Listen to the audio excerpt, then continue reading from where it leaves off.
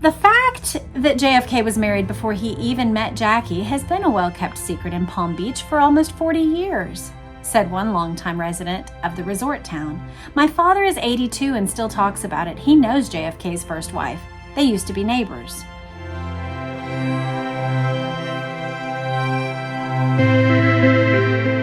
Hello, you guys. Welcome back to my channel. And if you're new, then welcome. I would love to earn your subscription today. I just got back from teens camp with my teens, and we have been camping for several days. So things are crazy here. Maybe that's true for you in your house as well. And that's the nice thing about this book, is that it is something that we can pick up and discuss. So today we have some crazy stories, you guys. The first one is going to knock your socks off and maybe be really controversial. I don't even know how you guys are going to feel about this. I have heard about this story and I've done a little digging on my own, and it appears that there's some real tendrils of truth there. And so I'm interested to hear from you guys in the comments how you react and what you think about the first story we're going to encounter. But then also we will get into the stories of how each of the Kennedy men first encountered Marilyn Monroe. So the first story we are getting into, you guys, is, did John F. Kennedy have another wife? Have any of you heard that story before? Well, we are going to read about it and you guys can let me know what you think. So let's get into it. John's other wife. In August, rumors about Jack Kennedy's first marriage began to surface. The Blauvelt family genealogy, privately published in 1957, included a paragraph listing a Blauvelt descendant, Durie Malcolm, who, it said, had been married to John F. Kennedy. In a memoir of his years as an intimate of the president, Conversations with Kennedy, former Washington Post editor Ben Bradlee claimed that when he first learned of the rumors, he tried to get a copy of genealogy, so that's the Blauvelt family genealogy, out of the Library of Congress, only to be told pointedly that the book was out and that the waiting list included 10 members of Congress. Whoa. So in case you didn't catch that, in August of 1961, this would be JFK's first year in the presidency. First, he's just 7 months in. Rumors come out that there was a first marriage that was not Jackie, named Durie Malcolm, and that it had been listed in the family genealogy. So Ben Bradlee of Washington Post fame went to the Library of Congress and requested a copy of this family genealogy, only to be told that the book was out and the waiting list for the book included 10 members of Congress. So it's like, get in line, buddy. There's powerful people wanting to know this also. A compilation of descendants of Jarrett Hendrickson, also a Blauvelt, came to America in 1638. The book represented 30 years of research by genealogist Louis Leon Blauvelt. The relevant entry read, Durie Kerr is in parentheses, so Durie is spelled D-U-R-I-E, Durie Kerr Malcolm. We have no birth date. She was born Kerr, but took the name of her stepfather. She first married Furman Desloge IV. They were divorced. Durie then married F. John Burzbach. They were divorced. And she married, third, John F. Kennedy, son of Joseph P. Kennedy, one-time ambassador to England. There were no children of the second or third marriages. You know, I don't know if you're unfamiliar with this, but the place that I'm most familiar with these family genealogies would be if you have ever watched or read The Importance of Being Earnest. In that telling, the person Ernest learns his family tree and genealogy and the story of his birth, and he had actually been misplaced as a baby in some family genealogies that had been published in England. And so it was a way of old family records being kept and for distant relatives to keep track of what was happening in one another's lives. prior to this century, really. I don't know whether or not these are even still published, but at this time it was. So, according to Bradley, it wasn't until August 20th that I got what I believe is the complete story from the president himself and from other sources. Now, one of the things we need to know about Ben Bradley is that his sister-in-law was Mary Pinchot Meyer. Basically, his wife's sister was this woman, Mary, who was a known mistress of JFK. So Ben Bradley had close connections with JFK. They were at the same parties. They spent time together. Yes, he was a journalist and he was the president, but they were close in connection with one another. And so by August 20th, he gets the complete story from the president himself. We're told that Bradley's other sources seemed to have consisted solely of the White House press secretary. Here's the story.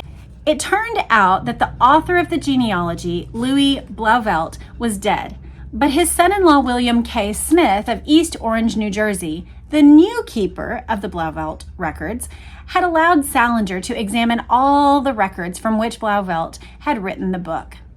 So Salinger is the press secretary. At Salinger's request, Smith, so this is the keeper of the records, issued an affidavit stating that there was no evidence in those records of any such marriage. Smith told Salinger that he had found a yellowed 1947 clipping from a Miami newspaper reporting that John F. Kennedy had been seen in a Miami nightclub with Durie Malcolm. Kennedy later confirmed to me that he had dated her once, but that she had been a girlfriend of his brother, Joe. So what we have here is not the marriage never happened. What the affidavit says is there was no evidence in those records of any such marriage. It didn't mean that there hadn't been any records kept. It just means that now there are no records. So it is possible that there were records and they were removed. It's possible that someone in the family had the records, but they weren't in the official genealogy records. It does not mean that the marriage did not take place. And he's saying the only things that are there are a Miami news clipping that they were seen together. And then Kennedy said that he had once dated her brother, Joe. In 1961, Durie Malcolm was married to Thomas Shevlin and living in Palm Beach. So she was still alive and she was married to a different man. Salinger, again the press secretary, told Bradley that Mrs. Shevlin had also executed an affidavit swearing she had never been married to John F. Kennedy. That seems pretty clear, unless it was annulled and she's speaking in church speak, like she had never been married. Y'all can correct me, but I think an annulment means in the eyes of the church, it's as if the marriage was never valid. It was never real. And so I'm just trying to consider where are the loopholes in the language that's being used. Bradley does not indicate that he ever saw such an affidavit. So there's another loophole that the press secretary told Bradley that the woman had executed an affidavit, but Bradley never saw it. So it might not have even ever actually happened. It could have just been the press secretary trying to cover the story up. He did then, so Bradley tried to call Mrs. Shevlin every day for at least a week. And in each case, the operator reported that her telephone had been disconnected at the customer's request. So she is unavailable. According to Bradley, quote, the records show that this woman was unmarried and thus technically in a position to marry Kennedy twice. Once between the summer of 1938 and January 1939 when Kennedy was a junior at Harvard. So it's possible this marriage could have happened during that summer or fall when he was a junior at Harvard, and once between January and July of 1947, the first 6 months of Kennedy's first term in Congress. So those are the times when she was single. All of this was enough to convince Bradley that the story had no basis in fact. Later, when he did mention it to Jack himself, the president told Bradley that he had met Durie one day while they played golf at the Seminole Club in Palm Beach. She was a girlfriend of my brother Joe, Jack went on, and I took her out a couple of times, I guess, that's all. Here is where the president's behavior gets interesting. You haven't got it, Benji. he told Bradley. "You're all looking to tag me with some girl, and none of you can do it because it just isn't there." Jackie just listened with a smile on her face, Bradley recalled. It's very interesting that the phrase that's used, "you just haven't got it." You're all looking to tag me with some girl and none of you can do it because it just isn't there. Not it didn't happen, not there's no there, but that you're looking to tag me and you can't do it because it's not there. I mean, maybe that's it's not there. I don't know. Y'all let me know what you think about it. Here's how it's wrapped up in this book. It says, what makes this report so astounding is that at the same time that Bradley was having this conversation with the president, JFK was in the middle of a long and serious romance with Bradley's sister-in-law, Mary Pinchot Meyer. Although he refers to Mary Meyer's appearance at no less than 5 social occasions in his memoir, Bradley never once seemed aware of the special relationship between his sister-in-law and the president. If Bradley could miss what was happening right under his nose, Nellie Bly writes, it's hard to have confidence in his version of the Durie Malcolm story. In reports about this rumored marriage, speculation usually centers on the idea that Joe Sr., with his money and church connections, could have bought a Catholic annulment. But no such annulment was ever necessary. This was an elopement between a twice-divorced heiress and a rich young Harvard man. It was most likely conducted in haste by a justice of the peace. Such a minor official could easily be encouraged to lose the paperwork for the reward of a judgeship. It's most likely that the scenario happened. Sam Giancana, so remember, this is the mobster that has connections with Kennedy, claimed to have obliterated all records of the marriage, clearing the way for Jack to run for the presidency. In 1992, FBI files obtained by the Globe revealed that the marriage had occurred in 1939 when Jack was 22. So that's during that time when Kennedy was a junior at Harvard. Since the dissolution of her marriage to Jack Kennedy, the still beautiful Durie married twice more. So she was still alive at the time of this book's printing in Palm Beach as Mrs. Frank Appleton. The fact that JFK was married before he even met Jackie has been a well-kept secret in Palm Beach for almost 40 years, said one longtime resident of the resort town. My father is 82 and still talks about it. He knows JFK's first wife. They used to be neighbors. The FBI file indicates that Jack first tried to get a divorce in Reno, but the proceeding was invalidated. An attempt was made to get a divorce in New Jersey, but apparently this did not work out. He is alleged to have gotten a sealed divorce in early 1953, says the secret government file. So on these charges, we have a mobster, Sam Giancana, saying he cleared it up for him. We have a tabloid, The Globe, saying that there was an FBI file that they had obtained, and then an anonymous Palm Beach resident and a supposedly sealed government file. These are the sources. So it is possible they're all corroborating one another, or, I mean, they're not all entirely credible to me, but this next source is credible. Veteran investigative reporter Leo D'Amour has no doubt that the family's power in 1960 allowed them to erase any trace of the marriage and divorce. Leo D'Amour, you guys, if you don't know, we read a book by him, a super thick book called Chappaquiddick. And it was the story of the 1969 event on the island of Chappaquiddick that most people point to as the thing that for sure cost Ted Kennedy the presidency, where a young lady named Mary Jo Kopechne passed away in his vehicle under very suspicious circumstances. And Leo D'Amour is an excellent investigative reporter / author. He dug and dug. His sources in the back was tens of pages long. A significant portion of the book is just his source work. So he is a man who does careful digging. And this is his assessment and it carries more weight to me. He says, the story I got was that the affair was a weekend fling that led to an elopement. They went to New Jersey because you could get married without a waiting period. They wed in Fort Lee, right across the Hudson River from New York City. Joe, of course, was furious and immediately moved to hide the records of the marriage and subsequent divorce. Today, as always, so when this book was written in 1996, Durie declines to discuss the matter. Her current husband said, she just doesn't want to talk about that. You must appreciate the way we feel about this.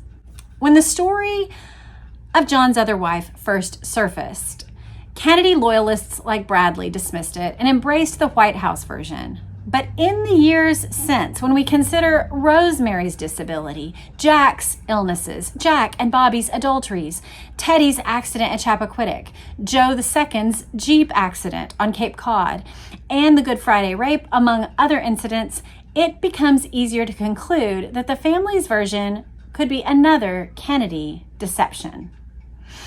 Okay, so you guys let me know. There is a report of an FBI file by the Globe. There is Sam Giancana saying he cleared it up. There is Palm Beach resident that is anonymous. There is a sealed government file. And then there's Leo D'Amour, who is an investigative man who I tend to trust. I thought he did an excellent job with Chappaquiddick, presenting the facts in a careful way.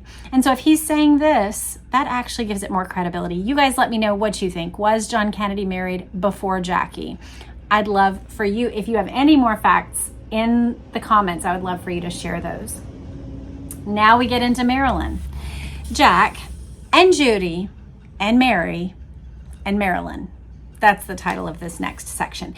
Even while Jack was assuring journalists that they would never catch him with a woman, he was maintaining simultaneous affairs with Judy Campbell, Mary Meyer, that's Mary Pinchot Meyer that we just talked about, and Marilyn Monroe.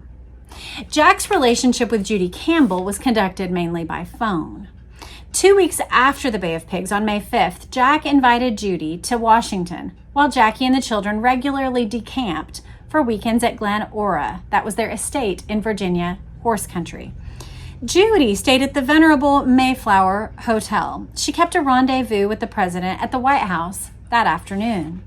In her memoir, she recalled being picked up at the Mayflower and met at the White House by Dave Powers, who escorted her to the president, who was taking his customary pre-lunch nude swim. Afterward, they shared a private lunch. Their relationship gets complicated because she tells him about her relationship with Giancana, and he's jealous.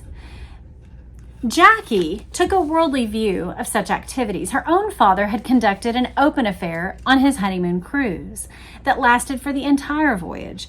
It's said that Jackie once discovered a woman's undergarments under a pillow in the president's bedroom, and she held them out to him, saying, "Would you please shop around and see who this belongs to? It's not my size." Pretty cutting there. Like Rose, Jackie decided to turn a blind eye to her husband's infidelities. Unlike Rose, she was a very hands-on mother.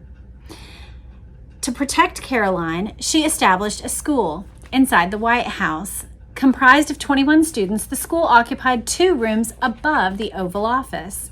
Its students were the offspring of the president's new frontiersmen or personal friends of the Kennedys. Most mornings when she was in town, she could be found there watching the children. Susan Wilson recalled, "Her public persona is cool, cerebral, but you saw another side of her with children, especially her children. When she was with them, she showed an intense, loving concern. When you can make a child feel so precious to you, I think that's what gives confidence and self-esteem." Like his father, Jack sincerely loved children. The president always had the children come down to the Oval Office before they left for the day, recalls broadcaster Sherry Henry, whose daughter went to that White House school. Back to the affairs. One reason that Jack's passion for Judith Campbell began to cool in 1962 was that he had begun a serious affair with the aforementioned Mary Pinchot Meyer. Now, what you need to know about Mary Pinchot Meyer is that she was the ex-wife of Cord Meyer, and Cord Meyer was a high-ranking CIA official. We're talking, I believe he was in the top 5 men of the CIA, certainly the top 10 is my understanding, very high up in the CIA. She and the president actually smoked pot together in the White House. Blonde and beautiful Mary Meyer was part of that Washington social scene. Mary regularly attended many White House events with her sister Toni and brother-in-law Ben Bradley. In January 1962, the relationship with JFK went from friendship to an affair. She said she had to tell someone what was happening. Truitt recalled. This is James Truitt, a friend of hers that she spoke with about the affair. He says, so she confided in me and my former wife, Anne. She told Truitt that JFK felt no affection of a lasting kind for Jackie. By July, Mary introduced him to marijuana. They shared 2 joints. This isn't like cocaine, he concluded. I'll get you some of that. Mary also told the Truitts that she was keeping a diary about the affair. So we have this man, Truitt, James Truitt, and his wife, Anne, who were confidants of Mary Pinchot Meyer. And she told them about the state of the relationship that she was having with JFK. She was sharing pot with him, 1962, fairly early. And he is saying, I'll get you some cocaine, according to her. So that takes us a level up from the cortisone and amphetamines that we were talking about before. She also says she's keeping a diary. This comes into play later when she passes away under mysterious circumstances. Despite his countless relationships with women, Jack Kennedy remained a man most comfortable in the company of men, especially his longtime friend, Lem Billings. Restless and bored in the horse country around Glen Ora, he would often bring Billings along as company, and the men would golf together. On Sundays, he would go to Mass with Billings and usually borrow $10 from Billings for the collection plate. He would rarely pay it back. What is Jack Kennedy, rich Jack Kennedy, doing borrowing money from a lesser man for the church collection plate? It seems absurd, doesn't it? With his dream realized and his son in the White House, Joe Kennedy was content to now take a backroom position. At 73, the ambassador had finally learned the wisdom of the course his father PJ had chosen, and he relished the power without the limelight. It had been his long habit to spend winters in Palm Beach, and it was there on December 19th, 1961, that Joe collapsed on the golf course and asked his niece, Anne Gargan, to drive him home. Rose told the servants that he'll be fine and went out for a golf game of her own. This is pointed to as one of the things that shows Rose's character, that she wasn't actually a dutiful, loving wife, that she's like, oh, he'll be fine, and she goes and plays golf. Hours later, a worried Anne Gargan calls for an ambulance and he's rushed to the hospital. Joe had actually suffered from stress-related illnesses for some time, ulcers and neuritis. He had had warnings of a stroke before, but refused to take the prescriptions that he had been given. Now, near death, he was given the last rites. But he did not die. He had suffered a massive stroke, yes. He had an inoperable blood clot on an artery to his brain, and he was paralyzed on his right side and unable to speak. Initially, he participated in a program of physical therapy and rehabilitation, but he would never recover or return to leadership in the family. For the next 8 years, he would be confined to a wheelchair and unable to speak intelligibly. Ironically, now, his condition was not very different from Rosemary's. Yes, I mean, that's an interesting turn of fate, is that he was condemned to 8 years after being do you guys remember in those early chapters, a mover, a shaker, busy, doing banking, going and learning business, going and learning politics, writing letters, giving support. And now he had already slightly reduced his influence, but now he's completely, by no choice of his own, having his influence reduced. If you haven't listened to it, you may want to go back and read through the Kennedy case with us. I think that was 4 episodes that we went through back in March of 2025. So if you're looking for something to listen to, that was a fascinating book. It was written by the nurse Rita Dallas and walks through these years, these 8 years when Joe Kennedy was in need of nursing assistance. So Frank Saunders, one-time Kennedy family chauffeur, recalled that whenever Rose entered her husband's room, he became visibly upset. Before, he had been the supreme being in the Kennedy house, but after the stroke, it was like a little smile came over her face, as if to say, "Got you now." You guys, this right here is like that ugly competitive spirit that we talked about with Joe and Jack, where it goes beyond like a friendly, like, I can run faster than you, no, I can run faster than you, and two brothers kind of spurring each other on, but where there's like true disdain and negative feelings that are sprung out of an unhealthy competition that doesn't have love and goodwill for one another at its core. It's like instead this, I'm in the same family as you, I'm in the same house as you, I've got to learn to get on with it alongside you, but I don't have to root for you. Something like that. It feels really ugly to me. Since Jack's election, Teddy and Joan had settled in at 3 Charles Square in Boston with their infant daughter. Joan kept house with the help of 2 maids. That'd be a nice way to keep house, wouldn't it? She gave birth to their first son, Edward M. Kennedy Jr., there in 1961. So we're rewinding a little bit. This is one of those things that I don't love about how Nellie Bly organizes this book, because we just had the stroke situation, but now we have Joe pulling strings. So we know this had to happen before the stroke. Let's listen.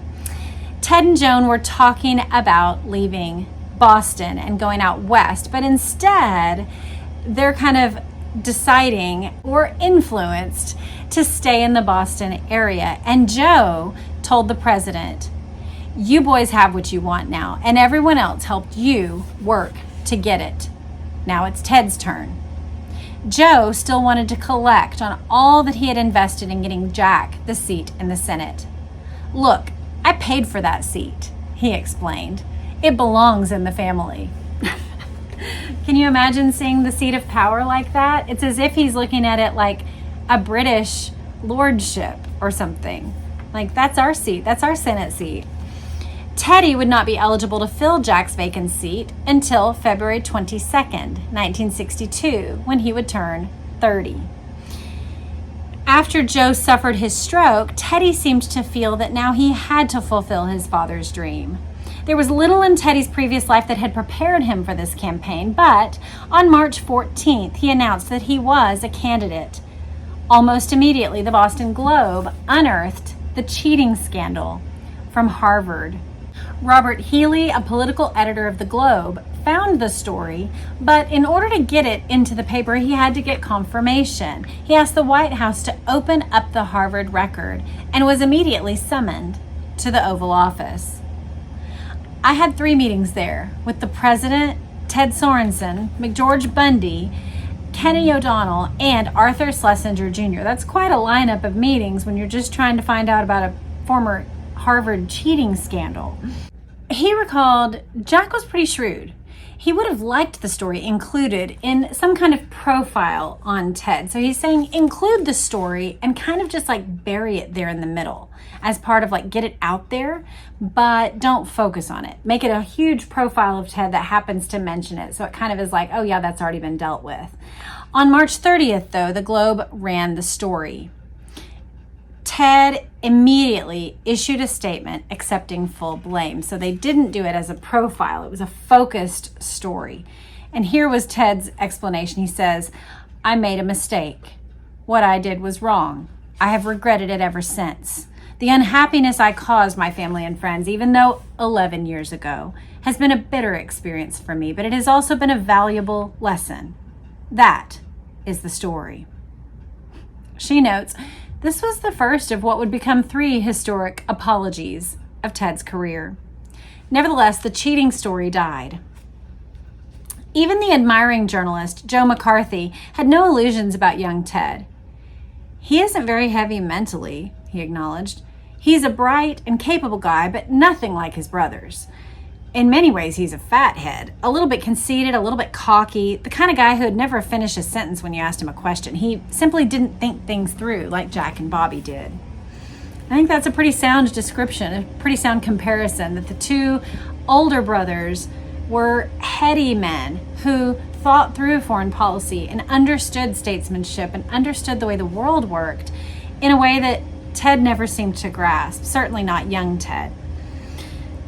Teddy, nevertheless, took 60% of the votes. In the subsequent general election, he soundly trumped George Cabot Lodge, the Republican candidate whose father had been defeated by Jack in 1952. So we have another Lodge-Kennedy matchup. This time it's Ted Kennedy defeating Henry Cabot Lodge Jr., the son of the one that Jack had beat. Even Joe seemed to acknowledge his youngest son's lack of mental gifts. Listen to Joe's assessment of Ted. He says, if he isn't a bright student, he's a good salesman. Nothing demonstrates the differences between the male and female Kennedys better than the fates of Rosemary and Ted. I mean, yes and no. Rosemary had been the sad recipient of a terrible birth experience where she had been held in the birth canal for hours, deprived of oxygen, so that her brain was traumatized by that experience. Nothing to do with her. It was not like a learning difference or dyslexia, whereas it seems that Ted was a bit academically dim, but also had potentially something like maybe a dyslexia or dysgraphia type thing that made learning even more difficult for him, even if he was incurious that there may have been actual, things that would be diagnosed now as school issues that potentially could be resolved with some careful individualized help. That's notably different from Rosemary, who never would have been able to interact at an adult level. She was perpetually deprived of those things because of that birth experience. Nevertheless, this is the way she describes it. Ted had only managed to graduate from Milton Academy with a C average, and despite his terrible grades, he was admitted to Harvard as a legacy because his older brothers and father had graduated. Even at Harvard, he had floundered. He had been unable to pass the Spanish test, and so he paid a friend. Both of them were expelled, but they were advised that they could reapply for readmission the next year if they demonstrated responsible citizenship. So young Ted just goes and enlists in the Army, and apparently was so dim-witted, he signed up for a 4-year stint instead of 2. No one will be surprised to learn that his father cleaned that up for him as well, and soon the enlistment period was shortened down, and he never rose above the rank of a private. He was discharged in 1952, and he returned to Harvard along with his test-taking friend, and they graduated together. But I just thought, as I read that little account, that the most remarkable thing about this to me, I mean, there's lots of remarkable things, but the thing that stood out to me actually is that he never rose above the rank of a private. You have to be you have to put a lot of work in to not advance in the military. If you do your time, then they grant you those early advancements to become whatever the next level is. I happen to know Marine terminology. I don't know the Army system of rankings, but to have never risen above the rank of a private means that people did not think you had merited it. And it's very interesting too, because with his name, you would think that that alone would get him a little bump up, or maybe that right before he exits that they would give it to him. So the fact that they didn't, to me, says that his higher ups did not think it was worth it at all, and in fact actively must have sought to keep him from having any advancement. Now we get to Jack and Marilyn, and we will end our episode with this little entrance of Marilyn into Jack's life. Sometime in the late 1950s, the future president was introduced to Marilyn Monroe in Hollywood by his brother-in-law, Peter Lawford. After the nomination, the two began a series of seaside flirtations at Pat and Peter Lawford's Santa Monica mansion. The world's most famous film star and the soon-to-be president of the United States. One thing Maureen Callahan pointed out that I thought was apt was that basically it was the most extreme version of male power and female power. That you have the president, this young, virile, handsome president, and you have this goddess, sex symbol, woman of reputed beauty, and the two of them together is like a pairing unlike any other. The relationship eventually moved on to the Beverly Hilton Hotel and Air Force One. Peter Lawford said this: "Of all Jack's women, I think Marilyn complimented him most. They both had a sense of humor that clicked." While Jackie and the children remained back east, the president attended a glittering 1961 Christmas party at the Lawfords. Remember, this is John's sister-in-law's house. JFK's sister, Patricia, is hosting these parties where he's then having other women alongside as his date for the evening. Everything was lavishly decorated for the holiday season, but the president and the superstar had seen Christmas trees before, and they soon slipped away to a bedroom suite. After a bubble bath, during which Monroe poured champagne over the president's shoulders, they shared a languid hour in bed. Their tryst would have been spoiled had they known that it was all being taped. Fred Otash, the renowned private detective whose client list included gangsters, union bosses, and stars from Rock Hudson to Frank Sinatra, had been retained by Teamster boss Jimmy Hoffa to tape the romantic exchanges between Marilyn and Jack. One of the things that I think as I go through this book is that power inherently breeds powerful enemies, that the more you advance in power, the more these enemies are trying to pull the carpet out from under you. And of course, Jimmy Hoffa didn't like the Kennedys because of what Bobby had done. Marilyn was a good friend of the Lawfords. After 4 miscarriages and 7 abortions, she still yearned for a child. The large, boisterous Kennedy family must have represented this to her. Not only the family she had yearned for as a child growing up in a series of foster homes, but the children she was unable to bear. Pat Lawford confided to friends that Marilyn seemed haunted by her childlessness, asking endless questions about my children and about all of the Kennedy children. Peter sometimes found her in the playground of their Santa Monica house, silently admiring my children's toys and books. That's where we're going to leave it. This picture of Marilyn, sad, beautiful Marilyn, amazed by the things that she can't have. The one thing she can't have in life. She can have a beautiful home. She could have the man of her choice. She can have presidents and movie stars and anybody she ever wants.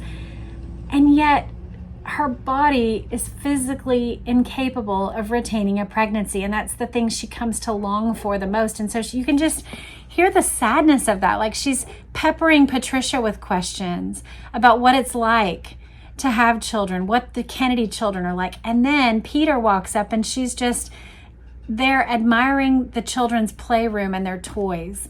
Very sad picture of Marilyn. So we have gone from the potential of JFK's first wife through some of his other trysts, including Mary Pinchot Meyer, to the beginnings of the one with Marilyn. Let me know what you guys think in the comments. I'd love to know what you think about Jack's first marriage. Did it happen? What's your take on it? And then what's your take on Marilyn? I find her to be such a tragic figure, like such deep longings that can't be fulfilled, and such a symbol that beauty, sex, power, money, fame will not inherently make us happy. that the things we long for the most are those meaningful relationships and a family. So I want to hear your thoughts in the comments. We'll see you next time. We'll get more into the Marilyn-Jack relationship and be moving toward, sadly, the end of Camelot. So come back for that. 2 more of these episodes this week, and then we'll get into other things this weekend. Have a great day.